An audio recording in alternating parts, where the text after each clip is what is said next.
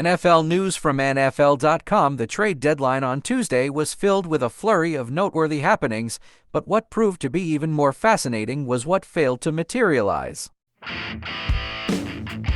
The New York Jets worked the phones in the lead-up to Tuesday's PMED deadline in search of a major addition at wide receiver. New York checked on the availability of three notable names: Raiders receiver Davante Adams,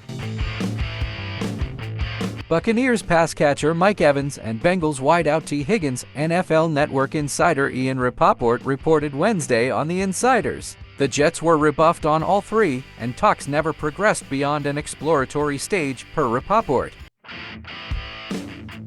It's not uncommon for teams to check with other clubs regarding game-changing talents in the hours before the trade deadline, but it is interesting to hear the Jets were frantically attempting to swing a major deal for a big-time talent to line up opposite Garrett Wilson.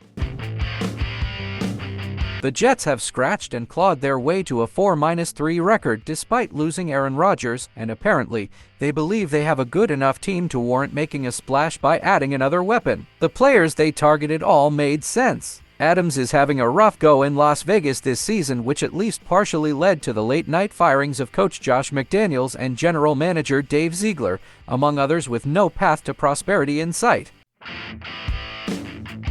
While Evans is playing out the last year of his deal with a Buccaneers team that is struggling to move the ball unless they feed him with an excessive amount of targets. Higgins, meanwhile, is also in a contract year with a team that likely won't have enough cap space to keep him after 2023. The Jets didn't land any of the three and will proceed with a receiving group headlined by Wilson and Allen Lazard. On paper, it's easier to see why they felt the urge to explore another option. Randall Cobb isn't getting any younger, and Xavier Gipson lacks experience. But this is also a Jets team that felt comfortable enough to part ways with Mecole Hardman recently, underscoring the need as one that is less than desperate but would welcome an upgrade. Instead, Zach Wilson will continue his journey as replacement starter with the same group he's played with since Week 1, while Raiders fans will wonder whether Las Vegas' refusal to move Adams amid a deteriorating 2023 season played a part in their Wednesday morning house cleaning.